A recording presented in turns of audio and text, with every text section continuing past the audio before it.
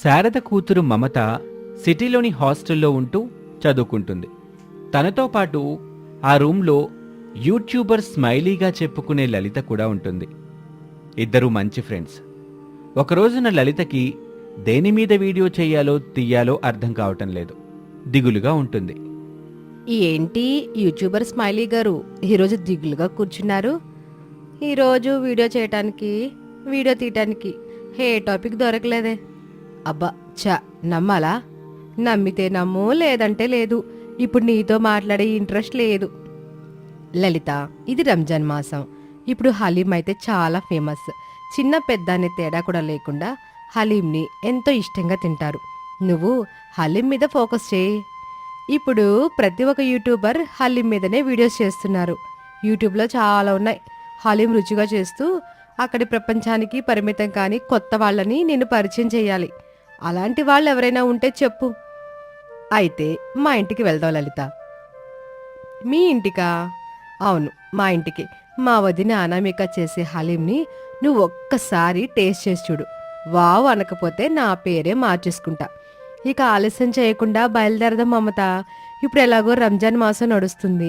మీ వదిన హలీం చేయడం మొదలుపెట్టే ఉంటుంది. నువ్వు చెప్పినట్టు టేస్ట్ చేస్తాను అని ఇద్దరూ మాట్లాడుకొని బస్ ఎక్కారు. మమత చెప్పింది నిజమే. చిన్న చిన్న ఫుడ్ బిజినెస్లు చేసుకుంటూ బతుకుతున్న శారద, అనామిక అనే అత్తాకోడళ్ల కుటుంబానికి ప్రతి సంవత్సరం రంజాన్ దగ్గర పడితే వాళ్ళింట్లో ఒక ప్రత్యేకమైన ఉత్సాహం మొదలయ్యేది. బియ్యం, గోధుమలు, మటన్, మసాలాలు అన్నీ ఇంటి ఆవరణలో గుట్టలుగా పేరుకుపోయేవి. పెద్ద పెద్ద గిన్నెల్లో గంటల కొద్దీ మగ్గే మటన్ హలీం వాసన గల్లీ మొత్తాన్ని అలరించేది. ఆ సీజన్లో వచ్చిన డబ్బే వారి సంవత్సరపు ఖర్చులకు బలంగా నిలబడేది. ఆ రోజు కూడా శారద, అనామిక మటన్ హలీంని అమ్మేశారు. రాత్రి 11 దాటిన తర్వాత బైక్ మీద రమేష్, అనామికలు ఇంటికొచ్చారు. వాళ్ళ కోసం చూస్తున్న మమత కనిపించింది. అత్తాకోడలిద్దరూ సంతోషపడ్డారు. నువ్వెప్పుడొచ్చావు తల్లి? నేనొచ్చి 2 గంటలవుతుంది. బాగున్నావా మమత? బాగున్నాను వదినా. మీరందరూ బాగున్నారు కదా? నాన్న, అన్నయ్య రాలేదు? వస్తారులే తల్లి.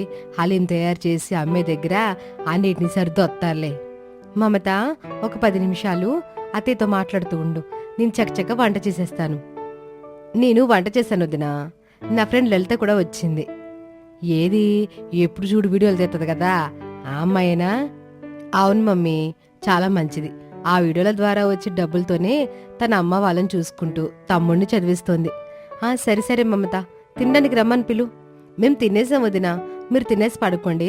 అమ్మా, నువ్వు నాన్న.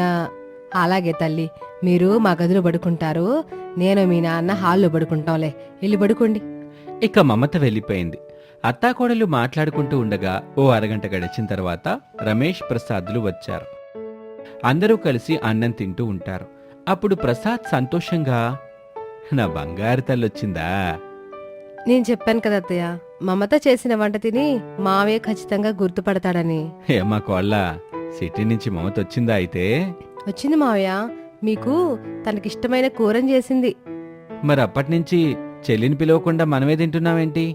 మీ చెల్లి మమత తన ఫ్రెండ్ లలిత తినేసి పడుకున్నారు. ఇప్పుడు మనం తిందాం. ఇప్పటికే చాలా ఆలస్యం అయిపోయింది. తినండి, కూతురు ప్రయాణం చేసి బాగా అలిసిపోయింది అని శారద చెప్పగానే ఇక ఎవరూ ఏమీ మాట్లాడకుండా తిన్నారు. ఇక ఆ మరుసటి రోజున అనామిక వంట చేస్తూ ఉండగా మమత, లలిత రెడీ అయ్యి కిచెన్లోకి వెళ్లారు.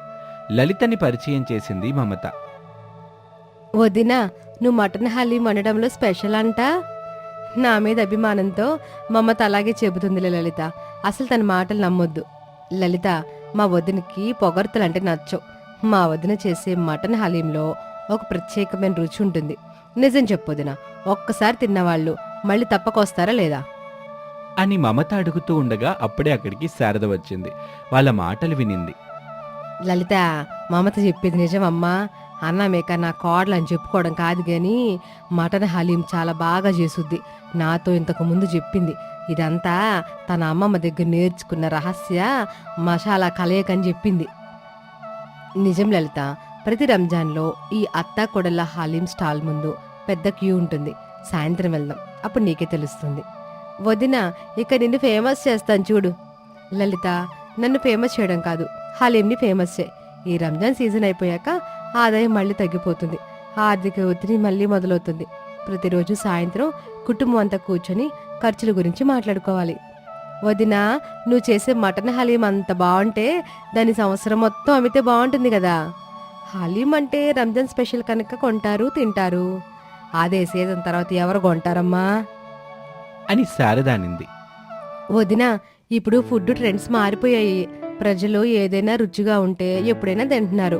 మనం బ్రాండింగ్ మార్చాలి, ప్యాకేజింగ్ ని మెరుగుపరుచుకోవాలి అని లలిత వివరించింది.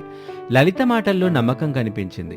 మమత కూడా లలితకి మద్దతుగా నిలిచింది సోషల్ మీడియాలో ప్రమోట్ చేద్దాం, ఆఫర్లు పెడదాం అని లలిత చెప్పింది. అది అత్తాకోడలిద్దరికీ నచ్చింది.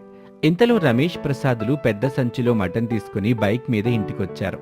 అదిగో మీ నాన్న మీ అన్నయ్య మటన్ తీసుకొచ్చినట్టున్నారు. కోళ్ళ, మనం మటన్ హలీం తయారు చేసే పని మొదలు పెట్టేయాలి. అలాగే అత్తయ్య అని అనామిక చెప్పింది. మమత లలిత ఇద్దరూ బయటకొచ్చారు. ప్రసాద్ కూతురు మమతని చూసి మురిసిపోయాడు. ఆప్యాయతగా కూతురుని ఎదకు హత్తుకున్నాడు. తండ్రి ప్రసాద్ని చూసి మమత ఎంతో సంతోషపడింది. ఆ తర్వాత అన్నయ్య రమేష్ ఎంతో అనురాగంగా పలకరించాడు. రమేష్కి తన చెల్లెల్ని చూడగానే కన్నీళ్ళొచ్చాయి. అదేంటన్నయ్య, నేను ఇంటికొచ్చిన కన్నీళ్ళు పెట్టుకుంటావు, హాస్టల్కి వెళ్ళినా కన్నీళ్ళు పెట్టుకుంటావు అని మమత అంటూ ఉంటే అప్పుడే శారద అనామిక బయటకొచ్చారు. మీ అన్నయ్య కన్నీళ్ళకి అర్థం నేను తప్ప ఎవరు చెప్పలేరులే మమత. నేను చెప్తాను కోళ్ళ. చెప్పండి అత్తయ్య. మామత వచ్చినప్పుడు ఆనందంతో వచ్చే కన్నీళ్ళై, తన హాస్టల్కి వెళ్ళేటప్పుడు బాధతో కూడిన కన్నీళ్ళు. నిజమేనమ్మా? నిజమే అత్తయ్య. మమత కుటుంబాన్ని చూస్తున్న లలితకి తన తల్లిదండ్రులు, తమ్ముడు గుర్తుకొచ్చారు. మమత లలితని అందరికీ పరిచయం చేసింది.